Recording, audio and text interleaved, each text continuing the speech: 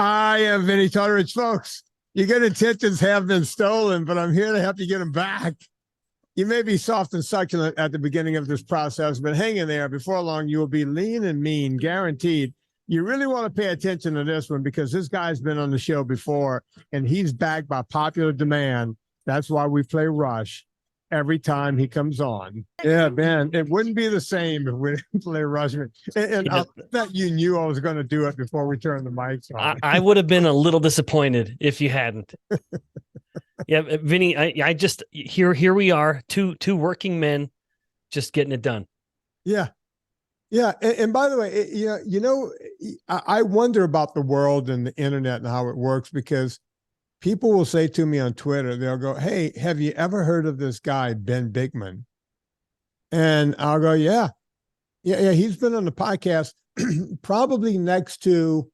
On the Friday show, you're next to Nina Teicholz and Gary Taubes as far as appearances, right? That's good company. That is good company. Yeah, and you've been coming on for years, and I appreciate it. And you know, like people can look at Gary and go, "Well, he's not really a scientist, right?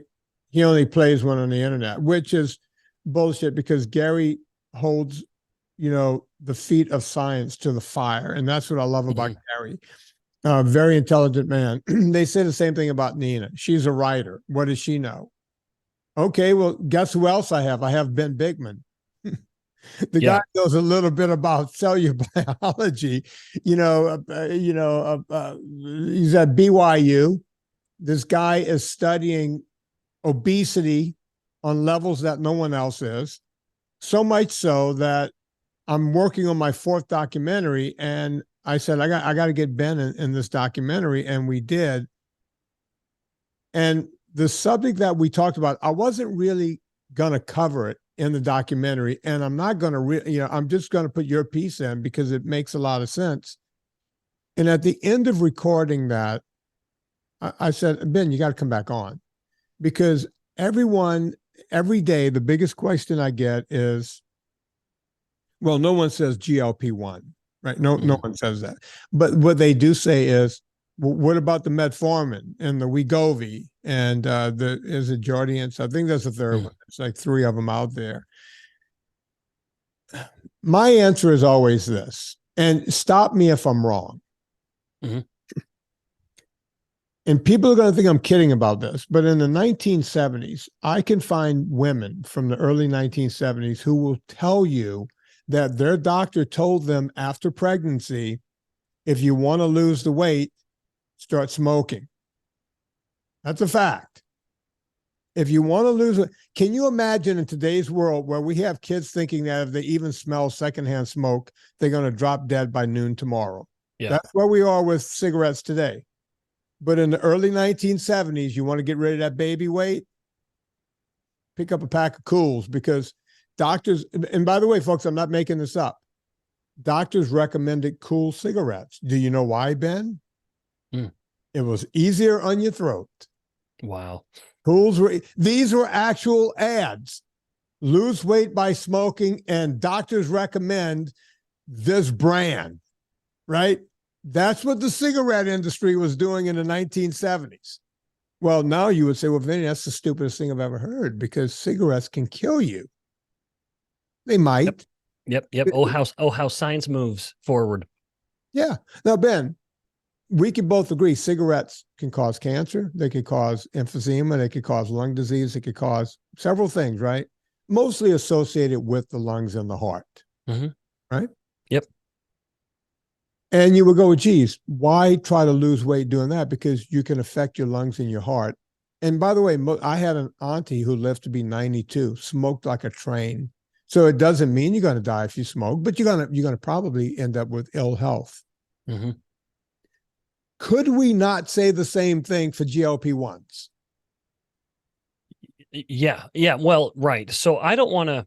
I'm reluctant to put cigarette smoke. In fact, I'm not reluctant. I'm not going to put cigarette smoke on the same level as GLP-1 agonists like Wegovy and Ozempic. But I think where we can compare them is that I anticipate in 20 years from now, we will look back at how aggressively we leverage these medications for weight loss and look at the consequences of them and think, why didn't we hold off a little more and speak a little more carefully about these kinds of things?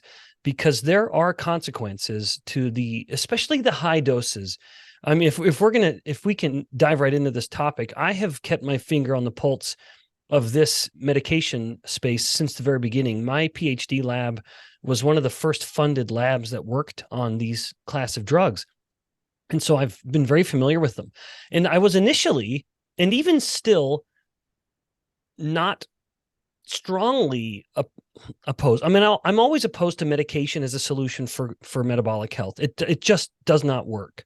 You cannot trick something as fundamental as the metabolic processes in the body, like, trying to trick fat cells to grow or shrink, or to shrink in this case. Now, originally, these GLP-1 agonists were used at a very low dose. And that is when I looked at the drugs and thought, you know what, these probably have a net positive in a diabetic. In someone with diabetes, you take these drugs and it will inhibit glucagon. And by inhibiting glucagon, you reduce the amount of glucose that's coming out of the liver. Thereby, you correct blood glucose levels and start to reverse the diabetes. And then there was a modest effect on appetite control, to say that nicely, and it helped with some modest degree of weight loss. That last feature was just exploited, and now we have medications like Wegovy, where the GLP-1 agonist, this drug, this molecule, is being taken at several times, multiples higher dose. And now, sure, you still get the glucagon inhibition, which lowers blood glucose, but there are people who are taking this who have no glucose problems whatsoever. Their glucose levels are perfectly fine. Now they're taking it at this really, really high dose because of what it does to your intestines. Whether people want to acknowledge it or not, the results at these high doses appear more and more to be pretty catastrophic. Specifically, people say that these drugs help me control my cravings, control my appetite.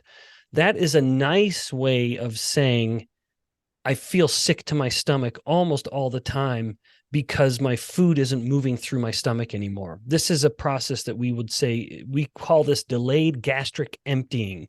In other words, if you slow down the rate at which food leaves the stomach, you will feel fuller for longer. So your satiety will be higher. Unfortunately, this just, I would say, takes it way too far, where you have food that is staying in the stomach for days. Normally, food will only be in the stomach for a few hours, and then it will move into the small intestine. But you have people who are going in for surgeries, and they're supposed to have fasted so that their stomach is empty. And even up to 2 days later, their stomach is still not empty because the intestines have almost become paralyzed. And the food literally starts to putrefy in their stomach. And this is why people on Wegovy will comment about the stench of their burps. They'll burp, and the smell is so, well, I guess, horrific that they wonder at the source. It's because you have food that isn't leaving your stomach. And that nausea is one of the main reasons why, that constant nausea is one of the main reasons why people decide to stop the medication. Now, unfortunately, when that day generally appears to inevitably come, either because of the nausea or because of the cost, when the person decides they just can't keep this up or they don't want to, at that point, they are left with a particularly problematic metabolic storm, where not only do their cravings come rushing back because they've never actually learned the discipline to control their cravings, something that we both know is a very hard thing to do, but bears lifelong dividends. They've never actually learned to deal with their cravings. It was drug-induced. So come rushing back all of the cravings. But at the same time, there's evidence to suggest, and I appreciate that this is a bit of a paradox, so I'll have to elaborate for just a moment. There's evidence to suggest that these drugs stimulate the synthesis of new fat cells. Now, yeah, that's right. So now, don't just jump over that. Say I that won't. Yeah. I'll focus. So, I think we might have touched on this in a previous podcast discussion, but very, very briefly, just so the audience knows, one of my particular areas of expertise, if you didn't watch the previous episodes with me and Vinny, is a problem called insulin resistance, which contributes to every chronic disease. At the heart of insulin resistance lies the fat cell. My perspective of insulin resistance is that the fat tissue is the first tissue to really start the problem. It lights the match of insulin resistance and the metabolic consequences that follow. But specifically, it's not the amount of fat mass a person has on their body, but rather the size of the fat cells that matter.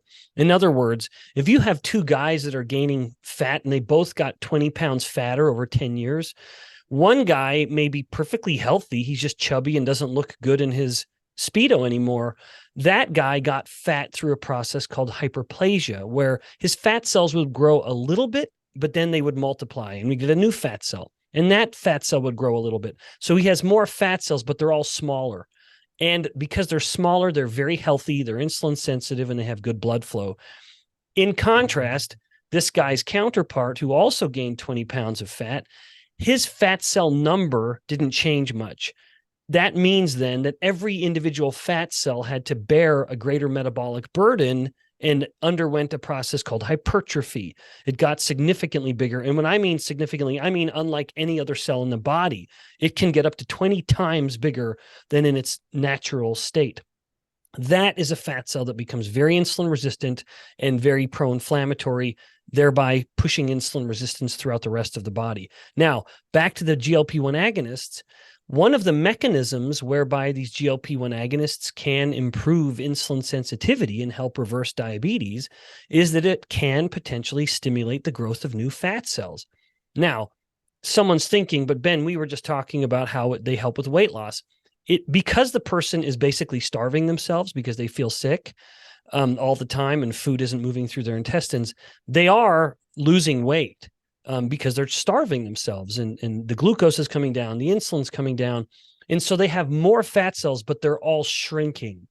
And so the actual net effect is a reduction in fat mass. Fat mass has gone down. Even though they have more fat cells than they did before, they still end up metabolically better off. Now, however, returning to the earlier point in the conversation where we were of what happens when someone gets off the medication. So they have this, as I said, a metabolic storm, this confluence of events that really work against them. Namely, their cravings come rushing back. They begin eating all the way they used to, even maybe with gusto, because they've been so hungry for so long and starving. But then second, they have more fat cells potentially than they did before they ever started the medication. So their fat potential is higher than it was before they ever started because they now have more fat cells than they did before. And so now they're on another journey to gaining weight and then going materially beyond where they used to be because they have a greater capacity to store fat again because the drug stimulated the growth of new fat cells. Recently, Ozzy Osbourne's wife, who was taking Wegovy, was the first big celebrity, I guess, or big enough mouthpiece out there in the world to stop. And people asked her why she stopped, and she said she was sick and tired of being sick and tired, right? It was too much, right? Yep. And I read a recent article, and I think you and I talked about this when we were doing the documentary portion of it. But at first, being in my position, an exercise physiologist, not a real physiologist like you, but fine. We've always known that, when you lose weight naturally, when you lose fat, you're going to take a certain amount of muscle mass with that, right? And that's why I tell people exercise is a poor way to lose weight. But if you're going to lose weight, please, by all means, exercise because well said. You want to keep the hypertrophy going. It's the fountain of youth. And it could, if you're doing everything right, it will help magnify the weight loss. But, and this is what I want you to speak to. It's always been known in my profession that when you lose fat, if you're morbidly obese, you're going to lose about 20, maybe 25% muscle with the fat. It's almost impossible not to, unless you're on a weightlifting routine from hell. And you're young enough and you have enough testosterone to where, sarcopenia is not kicking your ass on top of it. But then you say to yourself, well, what about with Wegovy or the GLP-1s? And I've seen articles at first they were saying 35, 40% muscle loss. Now they're saying 50 or maybe even more than 50% muscle loss. And people like Osborne is saying, I felt so weak. I heard her in an interview. I felt so weak, I didn't feel like I can stand up anymore. What's the truth behind muscle mass loss with GLP? Yeah. Yeah. Oh, I'm thrilled you're bringing this up. I mean, one of the reasons that people start to feel so miserable is that as you stop eating because of the nausea and the profound delayed gastric emptying, the food just staying in the stomach, you do run the risk of starting to become deficient in nutrients, which would explain the weakness, even independent of just, starving yourself.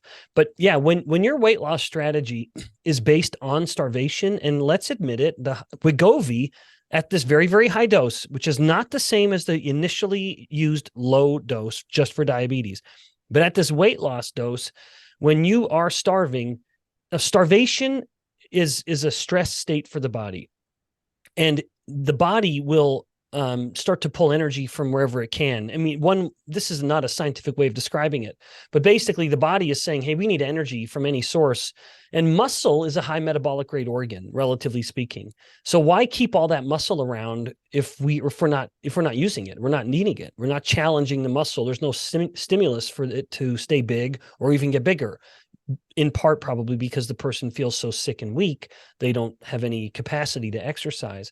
So yes, in the midst of all of this profound weight loss that's making headlines, if you actually scratch beneath the surface, you'll see that up to half of that weight loss, as you already noted, is lean muscle mass, or lean mass, muscle and bone, because bone's very dynamic too.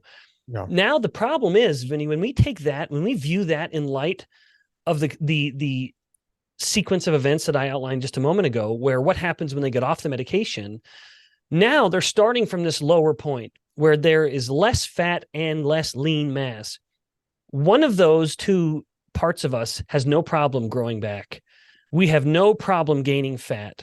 But if you are an older person, particularly Sharon Osbourne as an older woman, good luck trying to gain back any lean mass. Any. I mean, you have to just fight this battle. You would know more than me, given your experience. As an older person, certainly as an older woman, trying to gain back any degree of muscle and bone mass, oh my gosh. So even as they start to, as grim as the situation is, that they've lost half of what they've lost was muscle, half of what they lost was fat. The average, some person may say, well, that's a net positive, it's worth it for me. Wait till you start gaining it back. Now your body composition even gets more skewed in the negative, because again, while you have no problem gaining the fat back, you will have a substantial inability to gain the lean mass back. I'll use me as an example. At 61 years old, I'm working out now as if I'm training for a major event like I did back when I was playing D1 football. And by the way, I don't look like I did when I played D1 football. Right. Yeah, diminishing returns. Yeah, it's now I'm coughing to death. Maybe I have emphysema from all the cigarettes I never smoked. But think about that. I go to the gym and work out. I work out 6 days a week. I lift something heavy 6 days a week. I have spinners. I have rowing machines, which is not helping the muscle growth, right? It's like I'm beating my muscles to death with the aerobics. I get that. And I have done concerted efforts where I've stopped aerobics for a month, just completely stopped and hit the weights. And yeah, I can cause more growth by doing that, but it's minuscule. It's just so tiny that I can see from the scale. I can see from looking in the mirror. My wife goes, oh my God, you're getting buff, but it's not happening at anywhere near the rate. As a matter of fact, I'm just retarding the effects of death. Yep, that's exactly. You're squaring the curve. Yeah, which I think is as a strategy. Once you get to middle age, you're not trying to go up anymore. You're trying to slow the descent. Whereas the average individual is getting older and more frail from 60 on, and they live in this increasingly frail state for the next 20 to 30 years.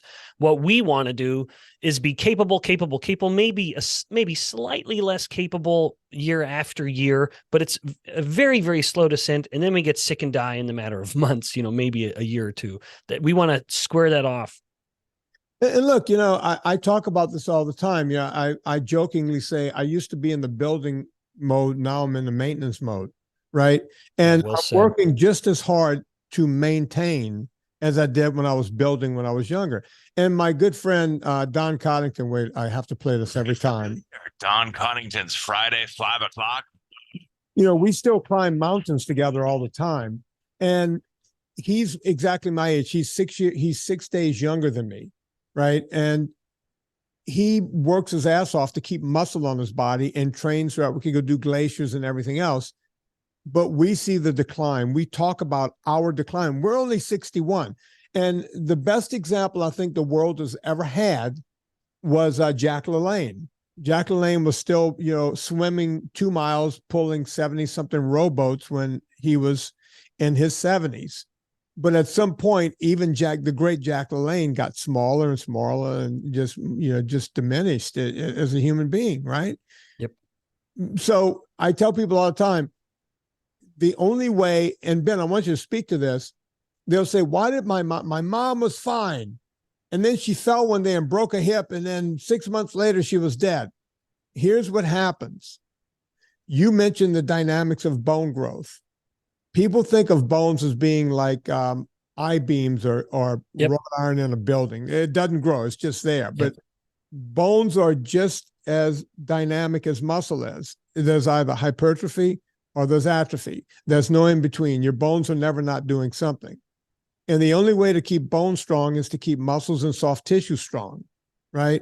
And to bang your body up, meaning walking or standing up or moving, right? Not sitting down. And if you're doing that, you're going to keep muscle mass on your body. You're going to keep bone mass higher. So if you fall when you're 75, you have a greater chance of not shattering a hip because you haven't atrophied that iliac crest, and you're going to make it, right? Or you become that person. And what we're saying here with the GLP-1s, if you're taking that and you're diminishing your bones, your muscles, and then you put more fat back on whenever you stop taking them, you still have the diminished bones and muscles, right? Yep. Can they fight back from that? And what is it to fight back? What, right? Well, let me just put my own stamp of approval on everything you're saying. Yeah, I mean, muscle mass is the great deterrent to frailty. I don't want to say aging so much because, of course, aging is an unavoidable process, but we don't need to become frail prematurely. And muscle mass is the great deterrent to frailty. And, of course, along with that is bone mass, because as the muscles contract and are challenged, that loads the bone because the muscles are attached to the bone and the muscles are moving the bone. So every time you're stressing a muscle, you're stressing the bones that those muscles are attached to. And then the bone, as you said, is very dynamic. It's made up of a lot of protein, and that protein turns over and it will get bigger and stronger if it needs to. But of course, that becomes increasingly difficult. And one other comment about falling and the frailty that accelerates as a result of breaking a bone and then becoming immobile. Not only do you want to undergo some form of resistance training to help your bones be stronger, but that same person who was falling and who was about to break a hip, if they have more fast twitch muscle because they've undergone resistance training, it's more likely that they're able to get their hands down and slow that descent enough to not only to even just reduce the impact on the bone in the first place. So having bigger, stronger bones not only allows us to slow the fall, literally softening the blow, but even whatever blow does come, the bone is just that much stronger and able to withstand even, more easily this more diminished blow in the first place. Now, unfortunately, I don't have any clear insight on how a person can navigate the waters. I'm imagining if we have someone in the audience who's been on Wegovy, and again, we're saying Wegovy because that's the high dose. If someone has been on the lower dose Ozempic, which is much, much lower, I actually think you have much more reason to be optimistic. And that's where it should have stayed there. It never should have gone any further. And if you don't have type 2 diabetes, I would say stop it, get off of it. Now, I'm not your doctor. Vinny's not your doctor. I'm not giving any medical advice, but I would hate for someone to listen to our conversation and just be highly discouraged by everything we're saying.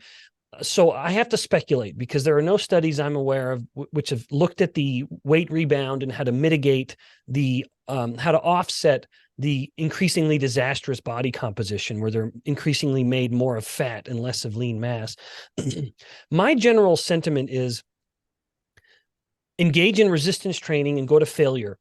If not daily, then multiple times a week, however many repetitions that is.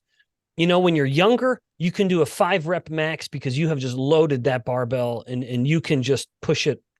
You push yourself to that level of extreme. When you get younger, Stu Phillips at McMaster University published in older people finding that the actual number of repetitions they did not matter as long as they went to failure. So if you are a little worried about your joint health or you don't want to do a really high velocity movement, that's fine. Go slow, go light, but just go long, go longer until you get to that point where you're having trouble doing more.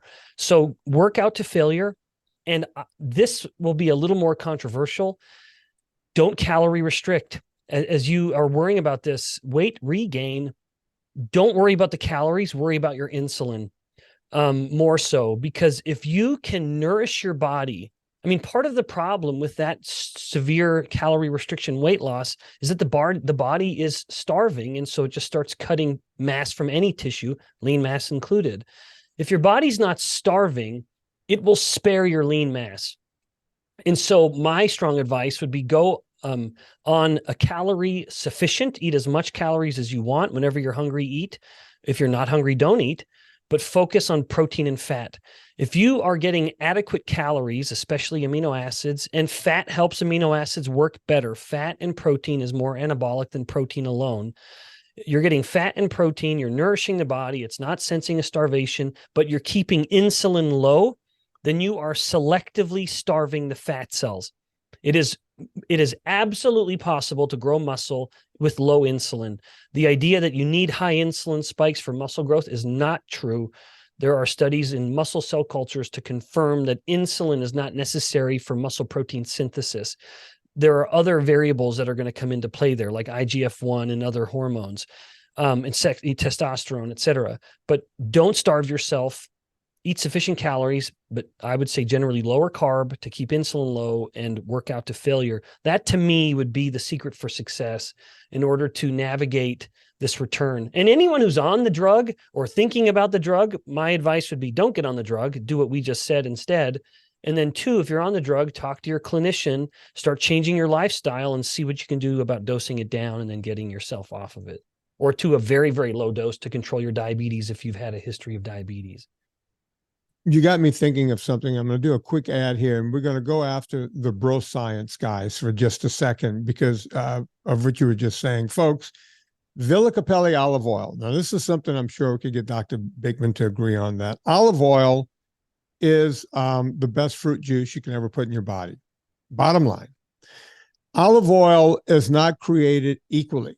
In this great country, the US of A, you could cut olive oil up to 40% and still call it 100% pure olive oil. That's a fact.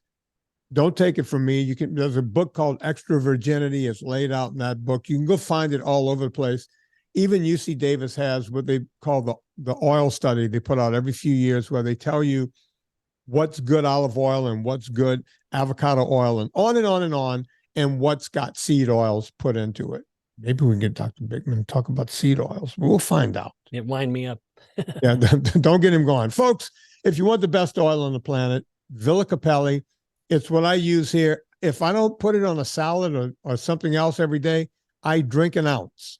There is not a day I go by without drinking an ounce of Villa Capelli olive oil. And we're just talking about keeping your insulin low, and by getting quality fats in your body, that's a great way to do it. Olive oil is probably the best way to do it. Villa Capelli, promo code Vinnie, V-I-N-N-I-E, will save you 10% every time you go there, not just the first time. They will honor that every time. So put in promo code Vinnie, V-I-N-N-I-E, at Villa Capelli. I just started changing what I say to bro science guys on the internet. When they say to me, hey, bro, a calorie is a calorie is a calorie. And I used to fight against that, but now I agree with them and go, yes, you are correct. A calorie is a calorie, because let's face it, a calorie is not a substance is just a measurement. It's like getting on a scale. A calorie is measuring one drop of water increasing by 1 degree. That's all a calorie is. Yep. It's a unit of heat or a unit of energy. It's a unit of measurement, heat or measuring energy. That's what a calorie is. Bottom line. So yes, you're right, bro science. A calorie is a calorie is a calorie. Now, here's where I push back. Not all calories are equal when we consume them. And you just said, if you take in fat, if you take in protein, and if you lift heavy things to failure, that's your best shot at starving a fat cell, growing muscle, and growing bone. Yep. Right? But that third calorie, that third energy source you can take in, that third macronutrient is carbohydrates. What say you on that? Yeah. Yeah, I have very, very strong feelings about this idea, this debate that surrounds the growing and the shrinking of fat cells. One way to frame this part of the discussion is to consider the two theories of why we get fat, the two theories of obesity. On one hand, we have the theory that it is purely thermodynamics. It's a caloric phenomenon. On the other, we have the endocrine theory, which actually preceded the caloric theory. The endocrine theory being that there's some mix of hormones. Now we know that it's insulin that dictates obesity and the growing and the shrinking of fat cells. Yes, I agree, Vinny, with what you said. A calorie is a calorie because of this unit of what the calorie is. Now, I still will say, I think the moment nutrition science and physiology and biochemistry invoked a unit of physics in a biological system, then we were ruined, because it has such an appeal. It has such there's something so rational and logical about it that we can't help but want to just wrap our arms around it, because it's so easy to understand this concept of calories in, calories out. The problem with these purists who say, no, obesity is simply a matter of thermodynamics, by saying this, they are invoking the first law of thermodynamics, which is energy cannot be created or destroyed. So you have to account for it, in other words. So if you're taking in more than you're expending, then you're going to gain weight. It's a net gain. If you're expending more than you're putting in, then it's a net loss and you're going to lose. That's not wrong. However, the human body is not a perfect thermodynamic machine. So all of the principles of thermodynamics came to life in the era of steam engines, literally trying to understand heat and the heating of water in order to create steam, in order to get motion and action. The problem with the human body is we are not a closed thermodynamic system. We have inputs and outputs that cannot ever be totally controlled. And that brings me to the second law of thermodynamics, which is entropy, or the chaos of the system, the tendency of the system to just waste. Unfortunately, these thermodynamic calorie purists cannot account for that. And that brings us to the endocrine theory of obesity, because a cell does not inherently know what to do with the energy or the calories, the nutrients that it has surrounding it. It must be told what to do based on signals from the body. And that signal is insulin. So case in point, and then I'll go a little further on this.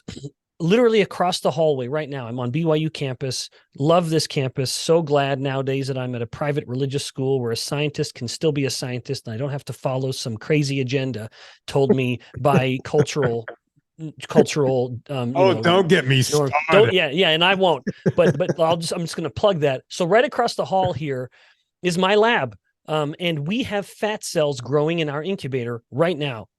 And these little fat cells will be surrounded in this little kind of soupy broth of fats and glucose, everything a fat cell would need in order to get fatter, and yet they won't grow a bit until we put in insulin. The moment we put insulin into that petri dish, give it a day and we'll look back at those fat cells and they're big and juicy. They now have this big fat droplet. Give it another day and they're even bigger. Now the fat cells know what to do. And another example, lest someone think this is only relevant to cells growing in a petri dish, look at what happens to a person with type 1 diabetes. A person with type 1 diabetes has this constant temptation to not give themselves their insulin injection. Or let's say before they even get on insulin therapy, you take a 15-year-old kid, they develop type 1 diabetes. Two things are happening.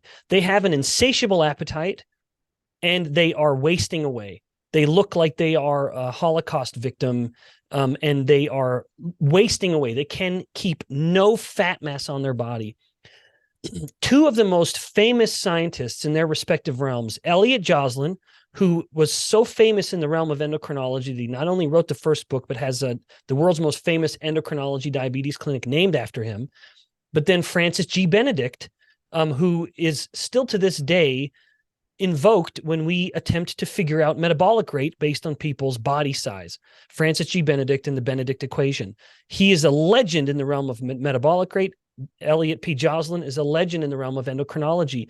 They published a paper in the early 1900s, before insulin was a therapy, before it was discovered, finding that people with severe diabetes, as they called it, it wasn't even called type 1 at the time, had a metabolic rate that was up to 20% higher than it should be. Huh. So their body was just too hot. It was running too hot. And then years later, decades later, another group not only confirmed that finding, this was in the 1980s, but then they looked at what happened when they gave the diabetic insulin, and metabolic rate went right to normal. So insulin is so it's slowed down by 20% back down to a normal rate. And this is what happens in the untreated type 1 diabetic, whereas they have an insatiable appetite. They're eating thousands of calories a day, and they cannot keep a single pound of fat on their body. The moment they start injecting themselves with insulin, they start gaining fat, and their appetite goes down. They start eating less, but gaining fat. In fact, so quickly that by the time they leave the hospital, they've gained so much fat just a few days later, they can't leave the hospital in the same clothes they came in with. Wow. So insulin, and now, unfortunately, many type 1 diabetics who struggle with eating disorders learn this, and they call their insulin their fat shots. And this is why there's this eating disorder that is within type 1 diabetes called diabulimia.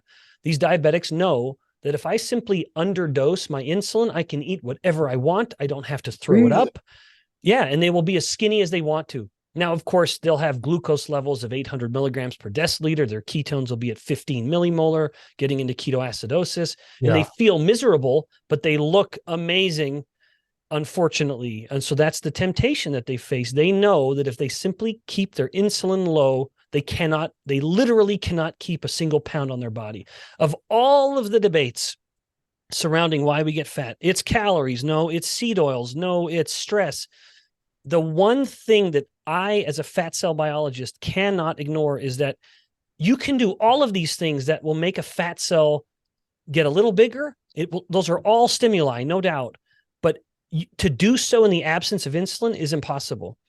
Insulin is the absolute unavoidable gatekeeper that tells the fat cell we're getting big or we're getting small, and there's no getting around it. So all of this debate, yes, calories matter. Absolutely. The principles of thermodynamics are real. I believe that they're real. Those ideas, I believe they're real. I believe that when we invoke them in the case of the human body, we immediately start inserting errors that we cannot account for. For example, if you're just trying to count your calories, you don't know what's the thermic effect. How hard is it for the body to digest those calories? Just digesting that food will cost some degree of energy. And then what happens when you eat? David Ludwig at Harvard, one of my colleagues, collaborators, and friends, he published a paper finding that within the course of one day, he could manipulate someone's metabolic rate by up to 300 calories a day by simply giving them, even though totally isocaloric meals, Right. whether it was low carb or low fat. Low carb, allowing low insulin, low fat, meaning a higher insulin. That is how they could manipulate someone's metabolic rate. And these are not diabetics. These are normal people who are making insulin. So the moment you spike insulin, you slow your metabolic rate. And the more you spike insulin, more work from David Ludwig, you lower the total amount of energy available in the blood. He called it, I think it was total energy availability, a TEA, I think he called it. And that led to an earlier return to hunger. So if you took people for breakfast and gave them two different meals, isocaloric, one low carb, one low fat, not only would the low carb diet have a higher metabolic rate throughout the meal and digesting it, whereas the low fat diet would slow their metabolic rate. Similarly, the low fat, higher carb diet would get hungrier sooner. And when they would have free access to lunch, they would eat more for lunch than the other group. So clearly, while you and I would never attempt to argue the validity, or I would say the eternal reality of what a calorie is and the potential of burning a calorie and getting a certain amount of heat from it, burning a foodstuff, that is not what happens in the body.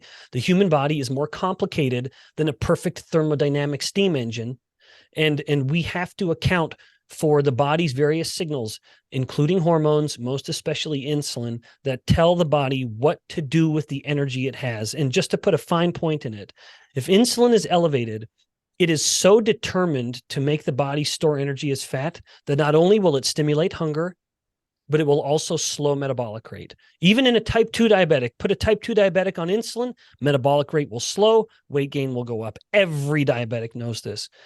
And in contrast, finally, if insulin is low, there is no circumstance in which fat cells can stay big. They must shrink. There's no exception to this.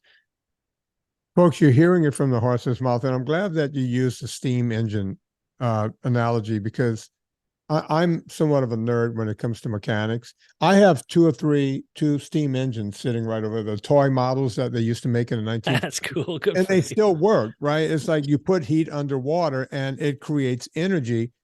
And I use that as, to remind myself. Also, I don't know if you know what the Stirling engine is. Are you familiar with the Stirling? Mm-hmm. It was even before the steam engine. Stirling figured out, since you're a physiologist, you'll get this. And then you came up with two great questions I want to move into. So consider two pistons side by side, and they're connected by, a U-joint on top that can go back and forth. So Stirling figured out if you put heat under one piston, of course, when you put heat under something, molecules do what? And expand. They expand. So it pushes the piston up and it hits that bar and it pushes the other piston on the other side down. But in the other piston, there's no heat. He just leaves cold air. So what happens when you try to compress cold air? It wants to bounce back the other way, right? So clever. In the Stirling engine, you have heat under one piston, but on the other piston, you have cold air, and it just bops back and forth. And once you have movement of any sort, you can make something turn. As a matter of fact, they use Stirling engines very successfully in submarines back in the day. And then sonar couldn't pick it up because the Stirling engine is so quiet. It's just a hot piston and a cold piston. Well, I'm sure in the submarines, they had several pistons on the cold, several on the hot side. But that's the way. Look up Stirling engine later on, because I know that you're going to nerd out on it for like 5 minutes and go, okay, this is too simple for my brain. But whenever people start talking about energy, I go, let's just look at heat and cold and look at the Stirling engine. And it doesn't get any more complex than that. You talk about keeping insulin low in that diatribe of what you just went through. But we know, because now people have, they can prick their fingers and they have the, or you have the thing on your arm, you have, CGMs, you have all kinds of stuff. And people will say to me, wait a minute, I didn't eat anything except eggs and meat.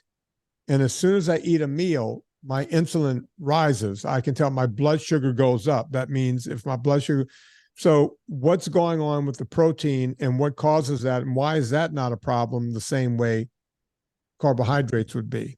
Mm-hmm. Yeah. Vinnie, it's actually kind of an interesting situation, because protein has the potential to be gluconeogenic. I gave a talk on this a number of years ago, and if someone wants a deeper dive, I encourage you just to do a YouTube search for Bikman and then glucagon and insulin. But I have to invoke the hormone glucagon. We are actually in the process of putting together a paper on this very topic.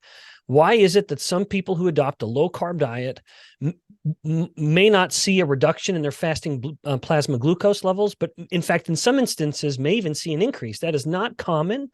But what we've found is that there are people who are, I guess, for lack of a better term, protein sensitive, in the sense that when they eat protein, they get an increase in the hormone glucagon. And glucagon is insulin's opposite, whereas insulin wants to reduce blood glucose, glucagon seeks to increase blood glucose. And Why this happens, we're not sure. We just are finding that it does happen, that there are people who we had wearing CGMs who with a low carb diet tended to have chronically be struggling with higher glucose. When we had them come into the lab, they took a pure drink of glucose, a pure drink of whey protein, a pure drink of olive oil, actually, like you were just talking about. And then we measured all their hormone responses, and that those people who this is all unpublished, so final results to be determined. The people who generally struggled with higher glucose levels, maybe it was always hovering in around 100 or so rather than dropped to 70, 80, like it usually does. They had a higher glucagon response to the protein meal. So that's my general thought. Someone might not want to hear this, but my encouragement is to not be worried about it. It probably is a result of a unique dynamic where these are people who either are pre-diabetic or already are coming down from type 2 diabetes. But people who've struggled with diabetes or do struggle with diabetes tend to be those people who are just a little more sensitive to glucagon going a little higher than average.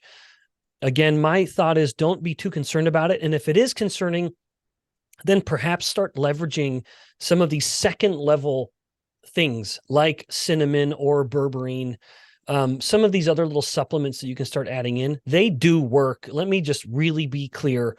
As much as I'm an advocate of macronutrients matter most, you get your low carb, focus on protein and fat, but that in many people that works and you're done, you never need to go further. But I'd say for those of you who still find you're struggling with glucose, apple cider vinegar, berberine, cinnamon, there is incredibly convincing human evidence supporting all of these as being therapeutic for lowering glucose. So I would say just work that into your supplement regime where you take a little bit, some cinnamon pills or, berberine certain times a day.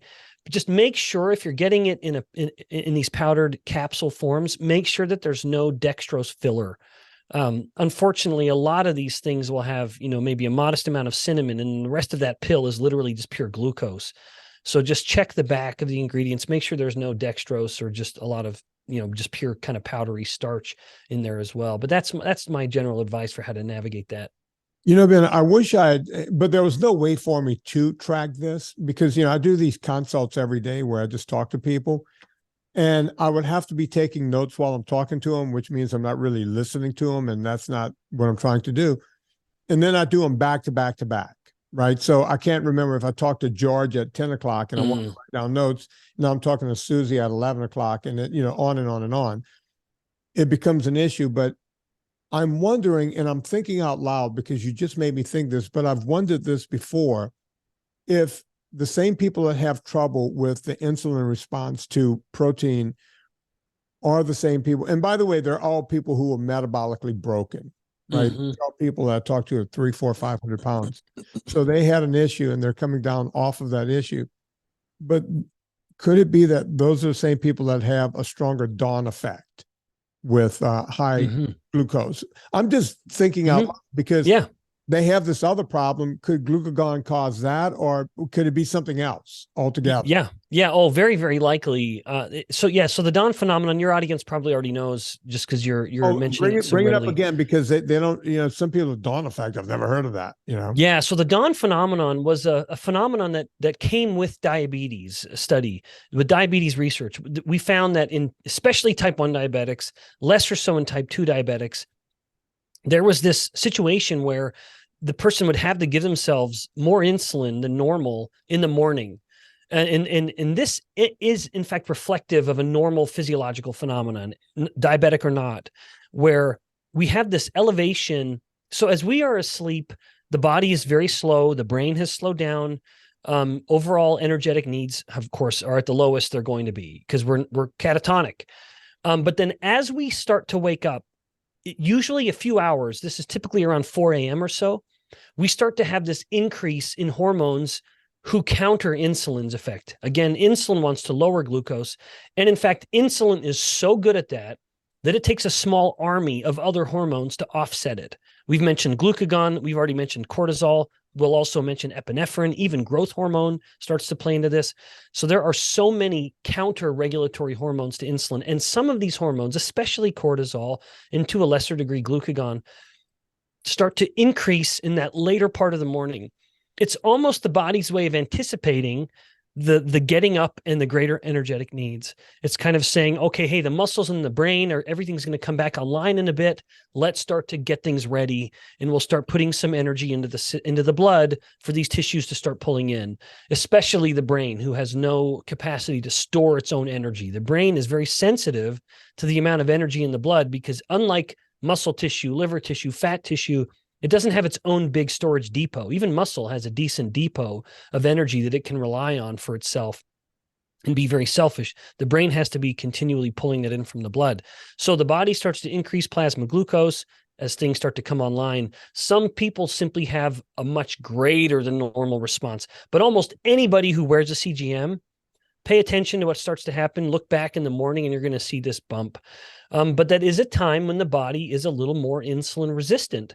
And a type 1 diabetic or even type 2 who is on insulin therapy, which is tragic. It should never happen in that case. But nevertheless, take a type 1 diabetic. They will eat 2 pieces of toast in the morning, and they will have to give themselves almost twice as much insulin if they were to eat those exact same pieces of toast in the afternoon. Wow. The body just is not responding as well. It's a little more insulin resistant in the morning. Interestingly, the fat cells are a little more insulin sensitive in the morning. And so they have their own kind of rhythm and circadian rhythm with regards to insulin sensitivity that is not the same as the rest of the body. And so I think of all of the meals of the day, breakfast, let's say it is the most important. That phrase, of course, is just a consequence of clever marketing and getting people to buy more cornflakes. But let's just say breakfast is the most important meal. I would say it's certainly the most important meal to keep lower carb. Of all the meals of the day, and when you don't want to load the system with glucose, let it be breakfast. Now, unfortunately, that's probably the one meal of the day where we eat the singular most amount of refined starches and sugars. Right. Everything is starch and sugar when it comes to breakfast these days.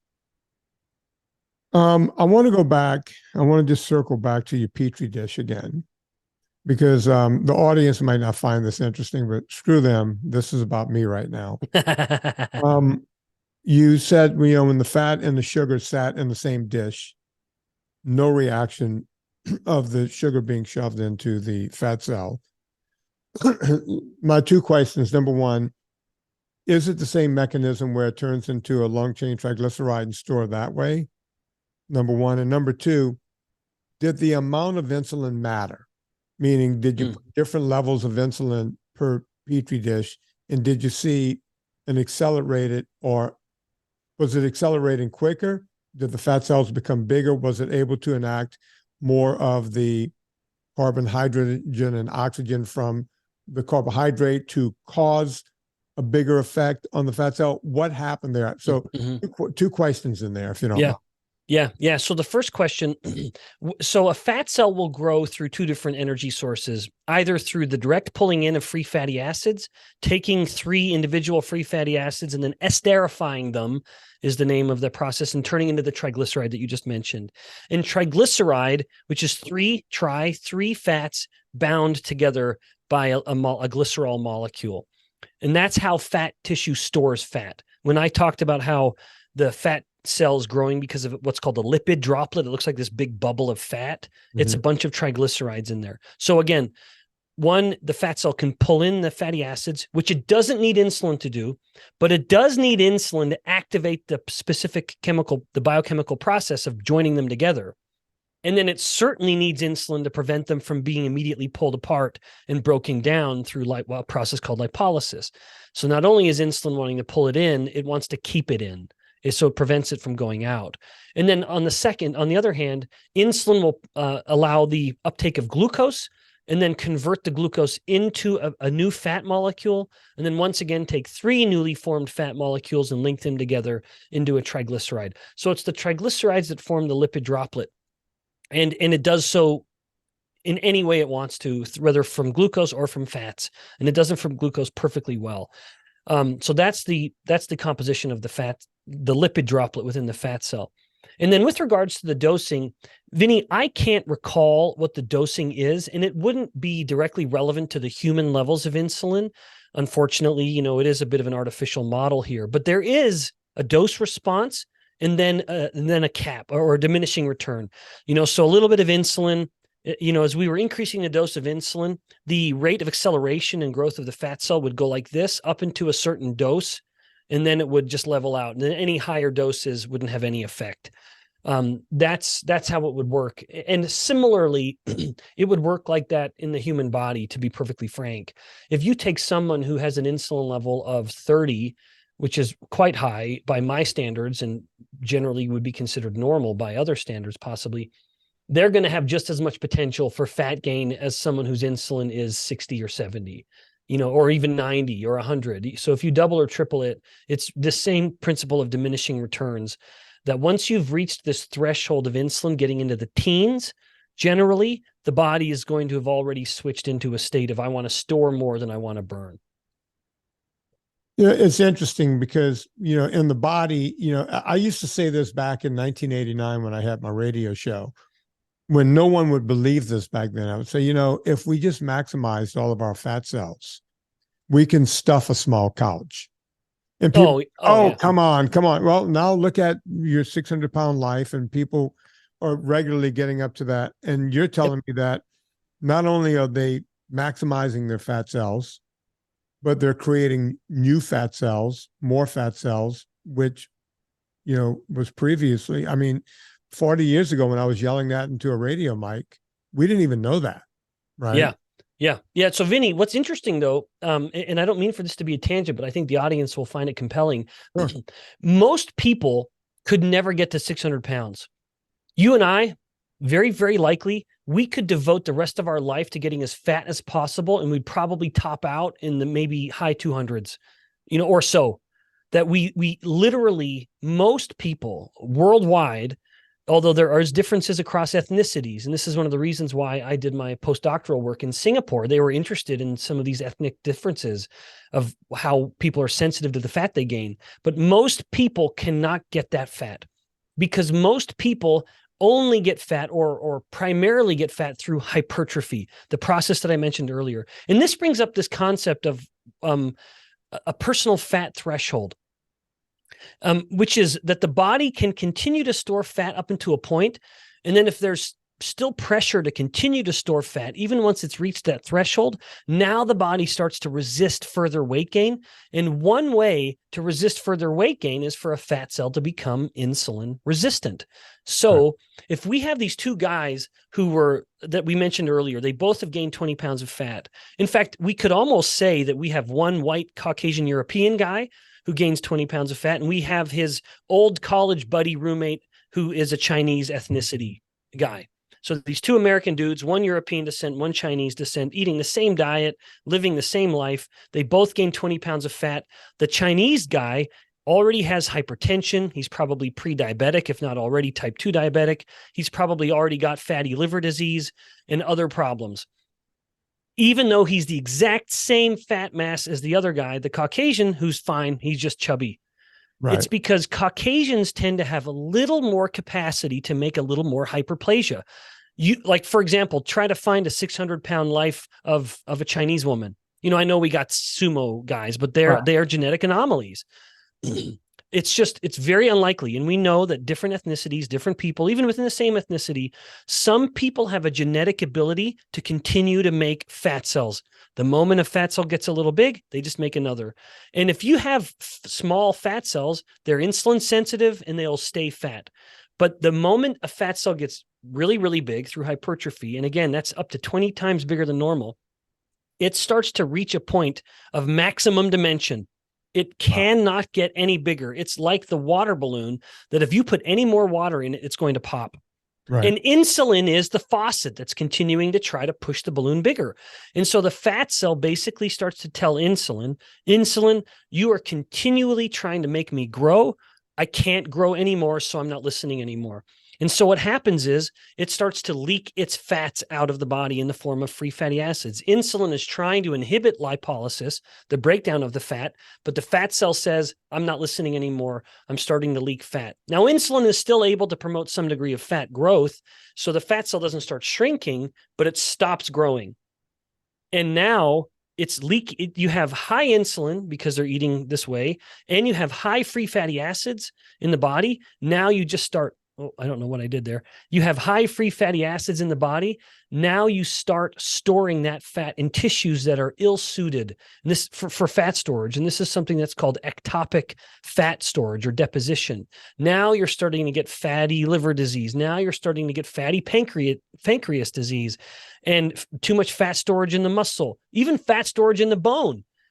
So you start to, and that continues to just promote the process of insulin resistance. So how we get fat, it matters more than how much fat we gain, because these people who can get to 600 pounds, the kind of dirty little reality is they probably don't have diabetes. They probably don't have hypertension. Now they have other problems. These are very sick individuals. Right. So I'm not saying they're healthy, but they don't have this battery of metabolic problems that you would expect they would have at that fat mass. It's because genetically they have the ability to make new fat cells. So their fat threshold is very, very high. It's hard for them to actually max out. Whereas the average person across all ethnicities primarily gets fat through hypertrophy. So they will have a cap. They will max out. And now the body starts to resist, and that gets manifest as insulin resistance and subsequent metabolic problems. And can we agree that all of it can be turned around on a dime just by changing the way you eat, just by cutting out what the problem is? Yes. Yes. So if someone's listening to this and they say, okay, Ben and Vinny, I've got big fat cells. Now what? Well, there are two steps you can take. There's this long journey that the person's looking at. They say, this is where I want to be. It's somewhere down the road. I'm going to start my journey. You have 2 steps. You have 2 feet. Unfortunately, most people take the wrong step first, which is the low calorie step. They say, I'm going to go low calorie, low fat, because that's what I've been told to do. That's what we've been telling people for 60 years, and look how well it's worked. The problem is, if your first step is a low energy step, and yet you still have high insulin, which is what got you that fat in the first place, if you immediately start cutting energy, back to this concept we discussed earlier, that means total energy availability in the blood goes down. And then the brain will sense this, and the brain will start to panic. And so you start your journey with that low energy step, ignoring your high insulin. You are now pitting yourself against hunger, and hunger will win every time. So you do not start your weight loss journey with the first step being a low energy step. What you do is keep that foot firmly planted. Let your first step be a low insulin step. By taking the first step as a low insulin step, you can not only avoid hunger because you eat whenever you're hungry, just don't eat when you're not hungry. You focus on protein and fat. You control carbohydrates, especially processed sugars and starches. You allow insulin to come down. That will increase your metabolic rate. It will increase the total energy available in your blood, and your brain won't sense hunger. It won't panic like it does if it feels like you're starving it. Now you see how far you get down the road. How far does that one step take you, that low insulin step? Some people will find it's taken them all the way and they don't need to do anything else. Right. However, some people will say, I've plateaued. I've not quite reached where I want to get. I know I still have 20 pounds to go, and they're being realistic about it and healthy about it. Now we say, well, you have 1 foot, you haven't even moved. Now let's start looking at energy. You've trained your body to burn your own fat for fuel. Now we can start deliberately focusing on energy, but don't do it in the form of calorie restriction per se, lest that leads you into this ridiculous pattern of low fat eating, which is unnatural for humans. I would say now it's time for structured fasts. Now it's time to work in some intermittent fasting. But remember always that how you end your fast matters than how long you fast. The problem that so many people get into when they start fasting is they just sort of shrug their shoulders and jump in and say, I'm going to do a 36-hour fast. They have no plan at the back end of it. They get hungry, and they break and they binge. They feel sick. They feel ashamed, and they have this renewed, almost bulimia-like resolve to do it again. Right. And I'm going to just do it again. And it ends up being this kind of bulimic-like cycle where it's a binge purge.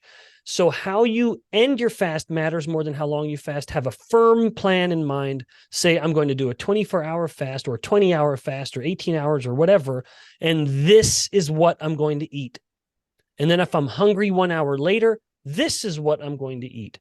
Right. Don't just rely on your intuition at that point, because when you start to really get hungry, it gets difficult to rely on to keep your morals in place, if you will, when it comes to your dietary strategy. You start to crave more, and when cravings start coming, it's just more likely you're going to get off the rails like a crazy train. So first step is low insulin. Second step is low calorie in the form of structured fasts. Yeah, people always say to me, why, they think I don't like fasting, and they'll say, why?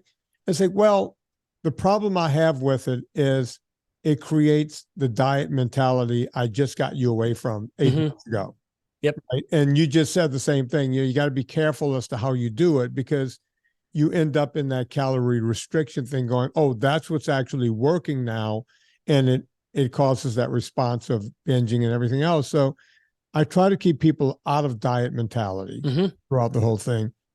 Ben, I'm not going to keep you any longer because I could talk 2 hours at a time, but please promise me you'll come back again soon. Oh, my pleasure. It's always so much fun. And we get right to the kind of hard-hitting topics. I love it. Yeah, I don't like to mess around with you because I know you're busy, and I'm always very grateful that you come in here and do this. Tell people where they can find you and all of your stuff. Yeah, no, I appreciate it, Vinny. I just really appreciate the messaging and everything you're trying to do. Glad to be a small part of it. Yeah, I'm pretty active on social media. People can find me with the handle Ben Bikman, Bikman, no C in Bikman, Bikman, Ben Bikman, PhD. And it's always just very practical little tidbits of insight with regards to human metabolism.